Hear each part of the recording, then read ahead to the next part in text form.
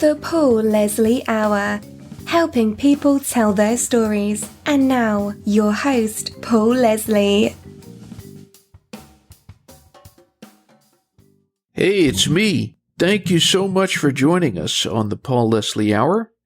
This episode is with Rose Kingsley. She's an opera great turned jazz great, a singer and recording artist. She's performed at such renowned venues as the Metropolitan Opera, Carnegie Hall, Steinway Hall, the Houston Grand Opera, to name just a few. She has a full-length album, This Is My Life. It's a great pleasure to welcome you. Well, it's a great pleasure to be on your show, Paul. Thank you for having me. Oh, my pleasure. Yes, I've run the gamut here from opera to jazz, and it's been very exciting. And I kind of get to use my 4-octave range, which is unique, I think. Do you have a favorite genre of music to sing, whether it be opera or jazz or blues? Well, opera has been a part of my life for so many years, for a majority of my life. So opera will always have a spot in my heart, and that's the passion, and opera is passion. Now that I'm singing jazz and blues, I'm finding that I am having more freedom to express myself in a way than opera, because opera is so, everything has to be on the beat. And you've sung a dotted eighth note instead of a dotted quarter note. But now I'm finding with jazz, and especially blues, I love the blues, I can just have fun and give it my heart and soul. That's wonderful. A lot of the songs that you perform are what we call the Great American Songbook. Yes. What is it about those particular songs that you find so rewarding to sing? Well, I feel that they represent a lot of my life, and I think a lot of the audience's life too, because it's written about love. It's written about having your heart broken. It's about maybe losing someone in your life. So it encompasses a whole genre of emotions and feelings. And people relate to that. They really do. In opera, unfortunately, we do have the same kind of feelings of love and passion and loss and tragedy. But I think the vast audiences don't understand that, mainly because it's sometimes in another language. Yeah, the Great American Songbook just encompasses everything that you do experience in life. I would have to agree with you there.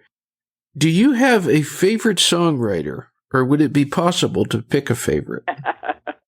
Oh my gosh, so many great songwriters that, well, I guess right now, because I'm so connected to the Mercer family, my musical director is the son-in-law of Johnny Mercer, who not only was his son-in-law, but also was his music collaborator and pianist for over 20 years.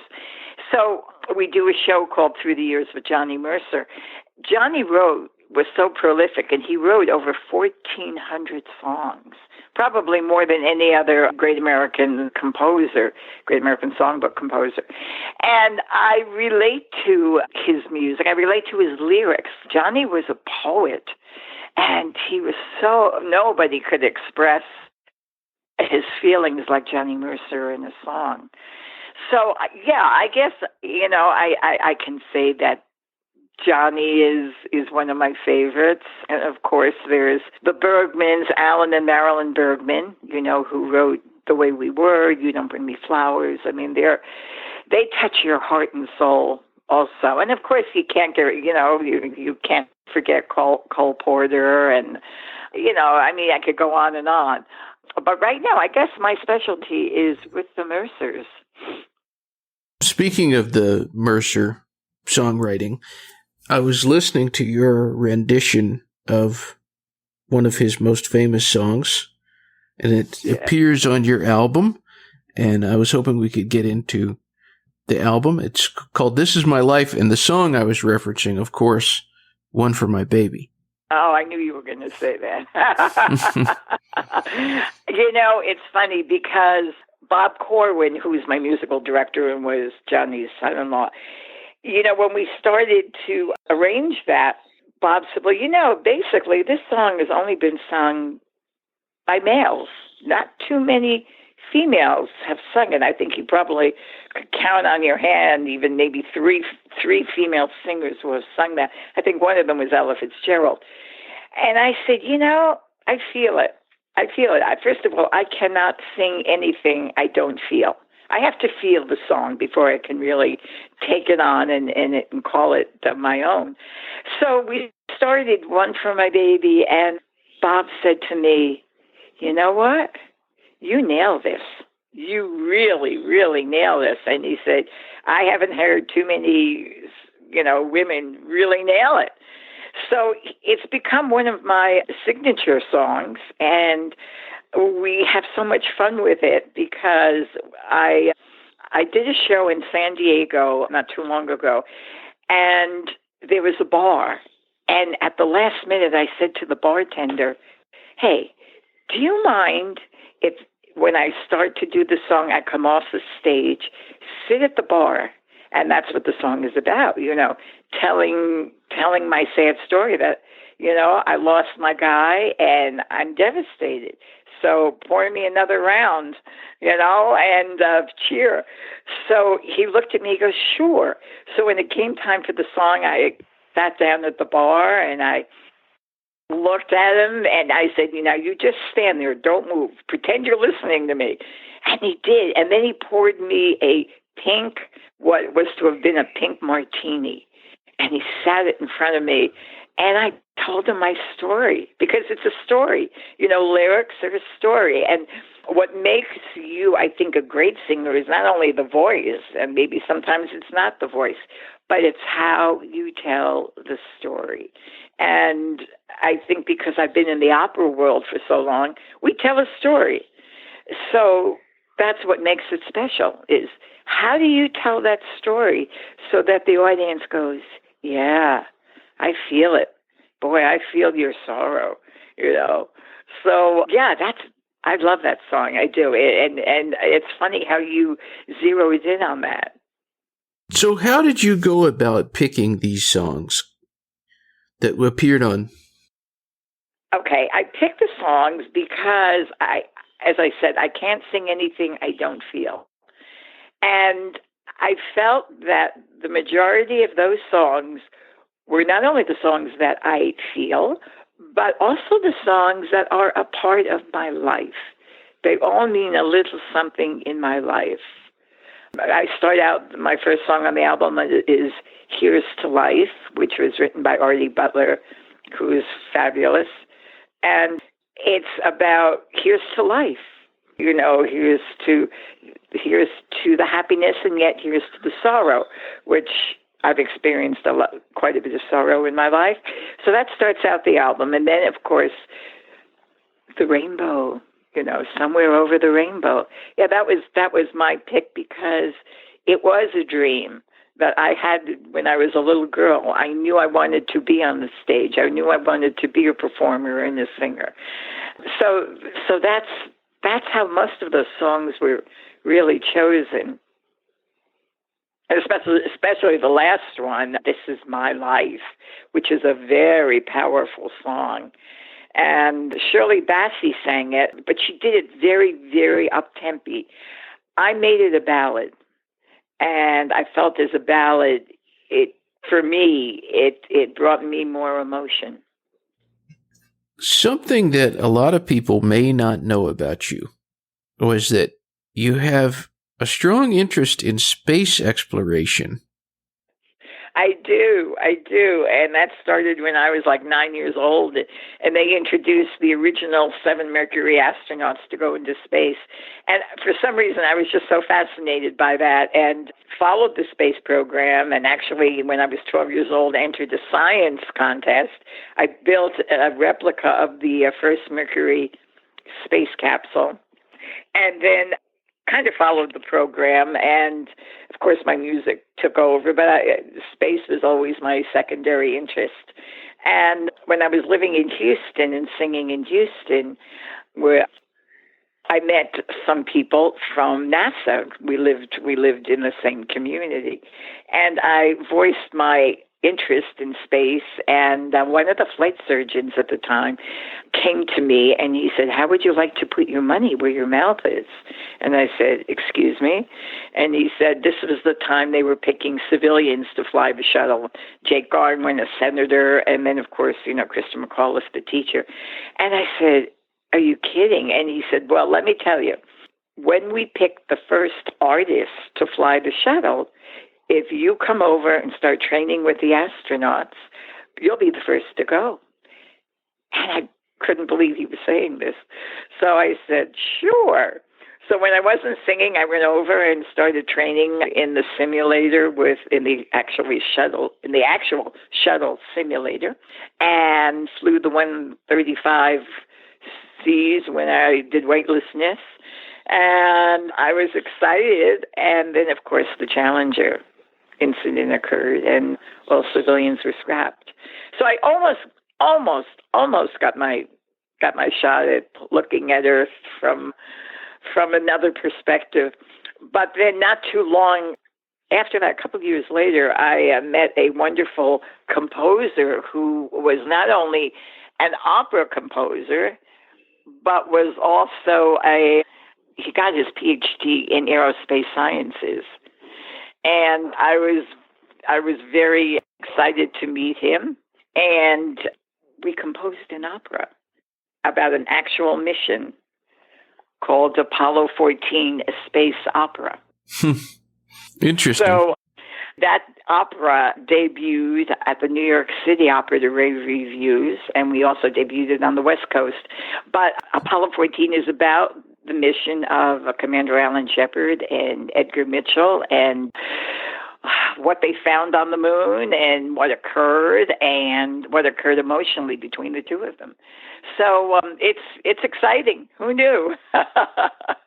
Yeah. So what is it about the space that you find so fascinating and enthralling?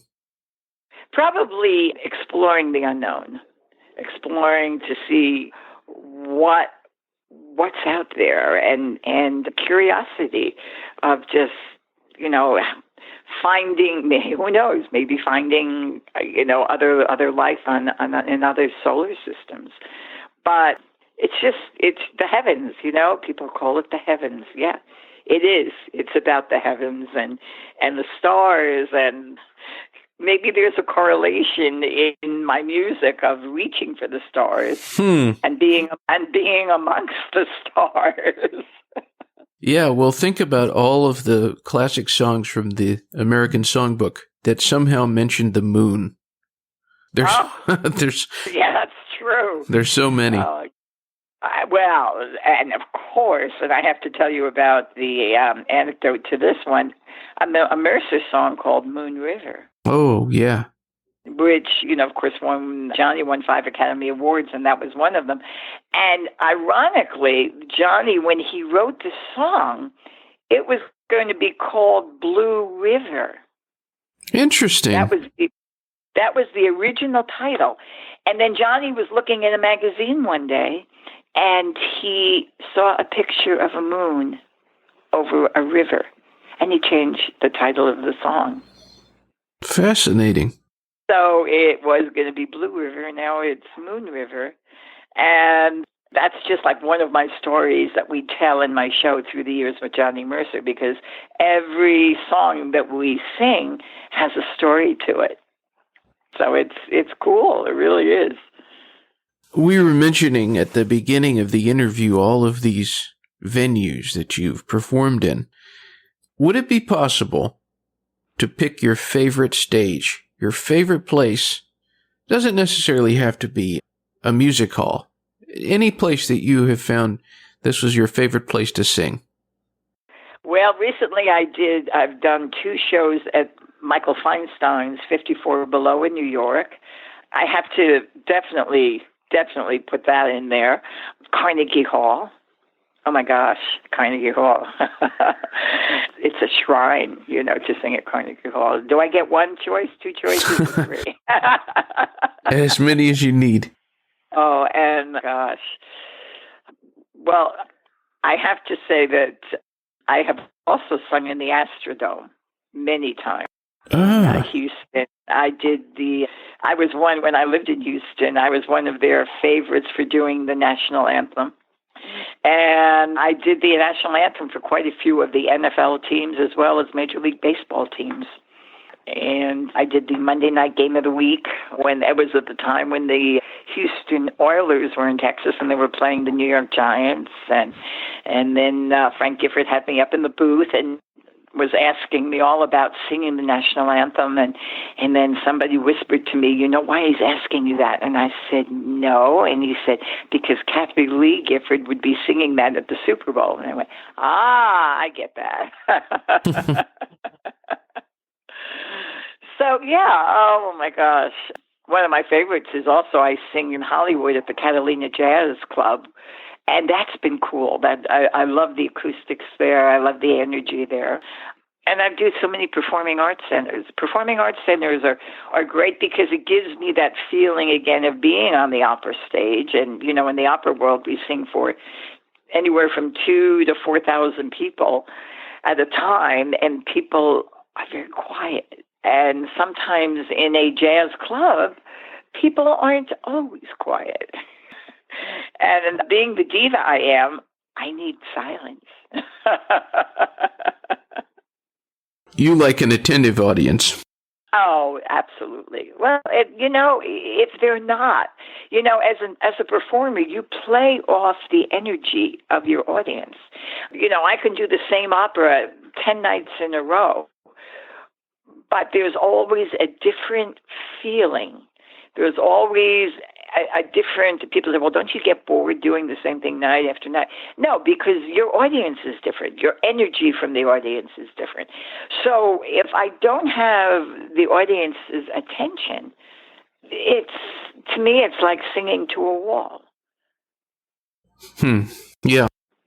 I have to play. If they're happy and they're like, oh, they're on every word I'm saying, like, oh yeah, that's going to make me an even more, exciting performer because I know they're listening to me and I know they're feeling what I'm feeling.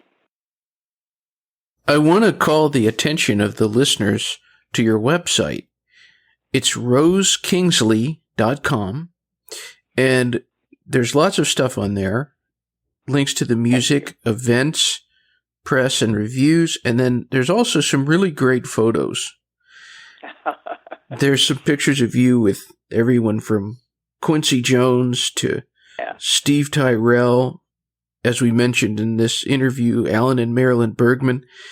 Lots of great pictures. Who have you been the most excited to meet as a result of your music?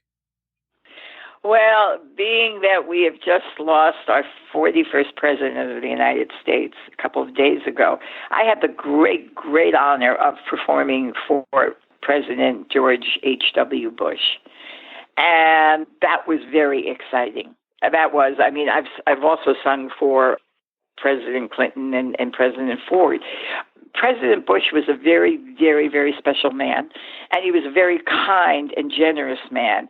And after I performed for him at a presidential gala, he came up to me and said to me, he made the effort to find me and come to me and say, you are fabulous, and I want you to come to the White House.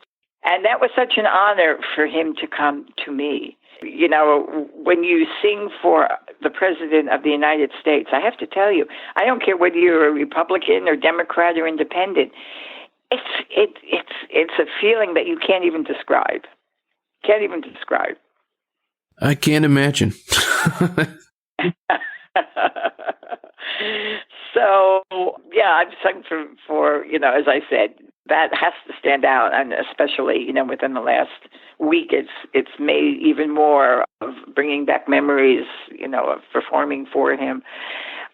I also performed which was one of my standout moments. I did the Bob Hope Desert Classic in Desert many years ago, and I was on the show with Frank Sinatra, of course, Bob Hope, Vic Damone, John Denver, and that was an evening I will never forget either. And it was very, very, very exciting. A lot of legends there. Oh, yes. A lot of stories, too. I always like to give the microphone to the guest and just let them address the audience, and you can go anywhere you want. Whatever you'd like to say to the people listening. I will tell my audience, and my audience is in the dark, as we don't always see them, that I thank them for being who they are, because without you, the audience, I don't have a job. I don't have a career. So I thank them so much for coming to my shows and being fans and understanding what I do. So I thank all of you out there, because without you, we are nobody. We are absolutely nobody. And we appreciate all the time that you come and spend your hard-earned money to see us. It's very gratifying, and you're not lost. Even though you're in the dark, you are there for us, and I thank you all so very much. Well, ladies and gentlemen, you can visit rosekingsley.com. Thank you so much for spending time with us. Thank you so much for sharing. Oh, thank you so much, Paul. It's been a great, great, great time spent with you, and hopefully look forward to having you at one of my shows. Oh, that would be fantastic. Maybe the Savannah one. That would be great, yes. We're planning one in Savannah with Mr.